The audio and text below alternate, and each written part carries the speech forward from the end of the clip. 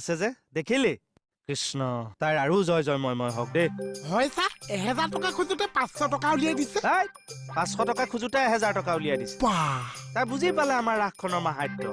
এটা যোৱাবাৰ আমাৰ গাঁৱত কি হ'ল কি হৈছে ছাৰ আমাৰ সেই বগা খুৱাৰৰ ঘৰলৈ গলো কালেকশ্যন কৰিবলৈ আমি ভাবিলো বোলো পইচা কেইটামান দিব ল'ৰাটোৱে নেভিত কৰে 100 টকা এটা নিদিলেও ৰাসৰ 5 দিনা ফোন আহিলে নহয় সভাপতিলে কি ছাৰ বোলে বগাই পুতেকক সাগৰত হাংগৰে খুচি গোটেই পানী ৰঙা মাই গড ৰাইজে বোলে খাইয়া 100 টকাৰ কাৰণে প্ৰভুৱে মৎস্য অৱতাৰ ৰূপ ললেও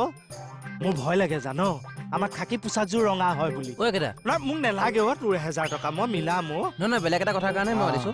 নহয় এনে আপোনালোকৰ ৰাসখন বাৰু মাহাত্য থকা ৰাস সেইটো গম পাইছো কিন্তু এতিয়ানো কিয় পাতিছে এখন অসম বাবা ইয়াত যেতিয়া তেতিয়া উৎসৱ হয় বহাগ বিহুটো গৈ আহাৰত পাতিবগে মাঘৰ বিহুটো গৈ ফাগুনত পাতিবগে কিন্তু ৰাসটো ৰাস পূৰ্ণিমাতহে পাতে বহ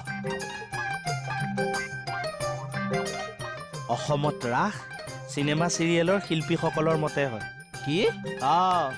ধৰি লওক কোনোবা এজন আৰ্টিষ্টক কংস কৰিবলৈ মাতিছে তেওঁৰ ডেট খালী নাই 4-5খন ৰাস ইতিমধ্যে ৰাখিয়ে থৈছে তেতিয়া কমিটিখনে তেখেতৰ ডেট মতে ৰাস পাতে এতিয়া বুজি পাইছে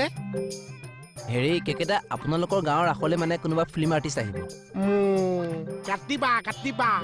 কোন কাটিবা গায়ত্ৰী মহন্ত বাইদেউ আমাৰ গাঁৱত ৰাধা কৰিব গায়ত্ৰী মহন্ত বাইদেউ দেখোন থিয়েটাৰতহে আছে থিয়েটাৰ শেষ কৰি আহি কৰিব আৰে থিয়েটাৰ দেখোন আপোনাৰ বহাগ বিহুৰ সময়তে শেষ হয় তই পইচা কিমান দিবি মই আমাৰ পিটিকি আছো যে দিছো ৰ'ব